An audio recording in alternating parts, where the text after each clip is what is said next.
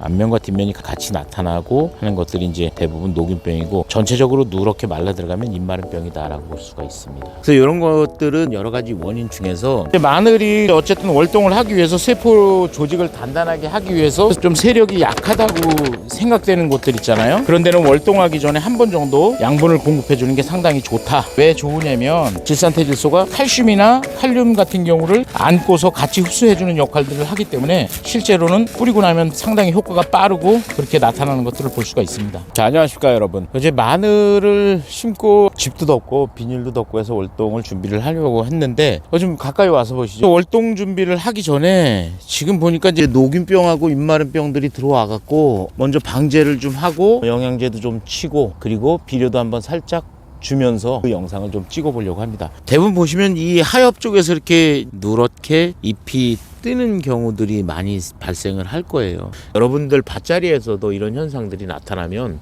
가까운 농약사나 농협에 가시면은 입마름병이나 이 녹균병에 대한 약제들이 많이 있어요. 그래서 그런 것들을 방제를 해주시면 됩니다. 그럼 여기도 보시면 이렇게 녹균이 들어와 있죠. 이렇게 입마름병이 또 진행이 되고 있고, 여기도 마찬가지. 그래서 이런 것들은 여러 가지 원인 중에서 마늘을 정식 시기보다 조금 더 일찍 심었을 때도 많이 나타나고, 또 하나는 배수의 문제, 배수가 잘 안 됐을 때도 많이 나타나고, 그리고 세력이 너무 좀 생각보다 딸린다라고 할 때, 좀 부족하다고 할 때 이제 이렇게 나타나죠. 그래서 여기에 맞는 이제 영양분 공급하고 그거에 대한 약제를 좀 처방을 하고 나서 이후에 보온을 하겠습니다. 먼저 약부터 오늘 치는 것들을 보여드리겠습니다. 저는 두 가지를 준비를 했고요. 영양제 20마를 기준으로 보통 한 통 정도를 주게 되는데, 여기에 20에서 보통 40g 정도, 지난번에도 많이 봤었던 거죠. 칼슘하고 마그네슘하고 질소 성분이 들어가 있는 그런 형태, 이렇게 생긴 것들을 한 2숟갈에서 4숟가락 정도 공급을 해주고요. 제품 이름은 가렸습니다. 이거는 농협이나 농약사에서 추천해 주는 거를 많이 써라라고 해서 이제 이렇게 하는데, 20말짜리 통에다가 10ml 정도를 넣을 거니까 한 뚜껑 하나 정도가 될 거예요.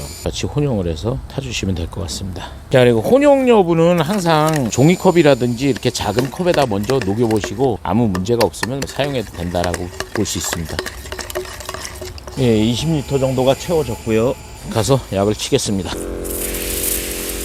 지금 살균제를 주고 있는데 될 수 있으면 좀 흠뻑 주시면 좋습니다. 이게 토양에 의해서 전염도 되기 때문에 토양에까지 좀 약제가 골고루 들어가면 좋을 정도로 흠뻑 주시고 골고루 잘 맞게끔.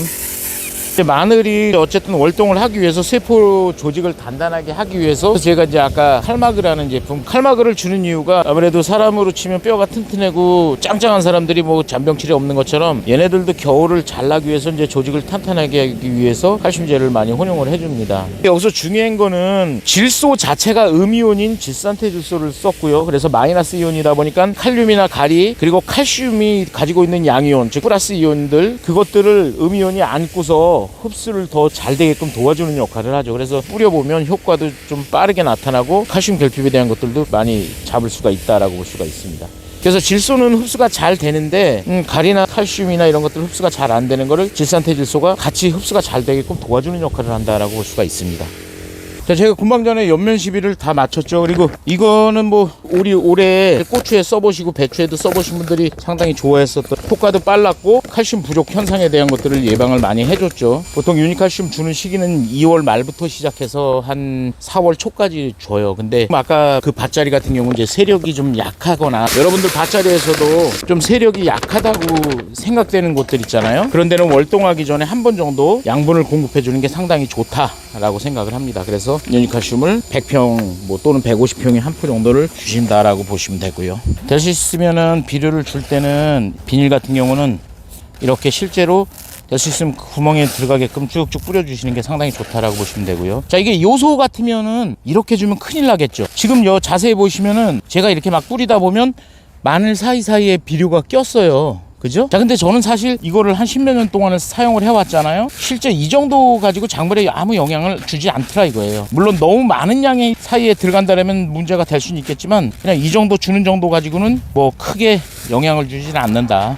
그리고 이제 여러분들이 보시기에 이거 비닐 위에다 다 떨어지는 건 낭비 아니야 이렇게 볼 수도 있죠. 근데 이 질산태질소의 특징은 가스가 없다는 거죠. 가스가 없다는 건 뭐냐면 가스, 즉 하늘로 유실되는 게 없다는 거예요. 그래서 실제로 이렇게 이제 유니칼슘을 뿌려놓으면 얘가 이 떨어진 자리에서 그대로 녹습니다. 날아가거나 유실이 되지 않고 그대로 녹아갖고 이슬이나 또는 비가 올 때 이게 같이 비하고 해서 이제 그 골 사이사이 구멍 뚫린 대로 다 스며듭니다. 결코 유실되는 게 아니고 당장 구멍에 들어간 것들은 그냥 뭐 마늘이 빨아먹겠지만 이후에 비닐 위에 있는 것들은 물하고 같이 스며들어서 어떻게 보면 이중으로 밀어주는 효과도 볼 수 있다라고 생각할 수가 있겠죠. 자, 여러분, 이렇게 해서 지금 보시면 유니칼슘도 뿌렸고 아까 이 녹균병하고 입마름병에 대한 약도 이제 방제를 했고요. 그래서 일단 마음이 풍족합니다. 지금 이 시기에 유니칼슘을 주고 아니면 다른 비료를 주더라도 저걸 보니까 뭐 무조건 줘야 되나 이렇게 생각은 하지 마십시오. 그냥 저는 세력이 좀 약하고 여기가 물 빠짐도 안 좋고 그러다 보니까 칼슘이 들어가면 뿌리 발달이나 이제 뿌리를 단단하게 해주는 역할을 하기 때문에 그래서 이제 줬고, 여러분들이 생각하기에도 이제 세력적으로 내 밭은 좀 세력이 좋은 것 같아라고 생각이 되시면 굳이 안 주셔도 되고요. 그냥 세력이 좀 약하다라고 하면 그때는 조금 더 주셔서 더 끌어올린다라는 차원에서 보시면 됩니다. 어쨌든 간에 비료도 줘놓고 약도 주고 하니까 꼭 겨울 나기 전에 연탄을 그냥 한 뭐 500장이고 꽉 채워놓은 느낌, 창고에 그런 느낌이고요. 자, 오늘 영상은 여기까지고요. 구독, 좋아요 항상 눌러주시기 바라고 이만 마치겠습니다. 수고하셨습니다.